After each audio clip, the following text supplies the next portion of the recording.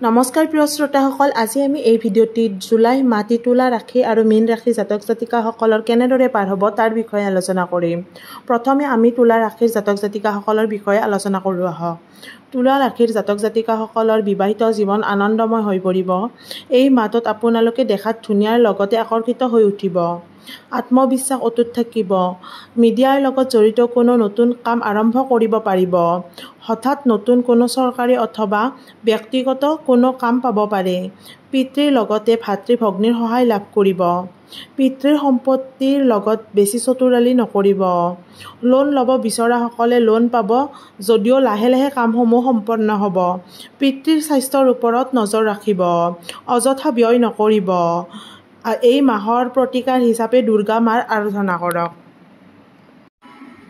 এতিয়া আমি দ্বিতীয়টি ৰাশি মীন ৰাশিৰ ওপৰত আলোচনা কৰিম। মীন ৰাশিৰ জাতক জাতিকাসকলে জুলাই মাহটো মধ্যমীয়া। এই মাহত আপোনালোকে বন্ধু, পত্নী অথবা পৰিয়ালৰ লগত সম্পৰ্কবোৰ মধুৰ হৈ উঠিব।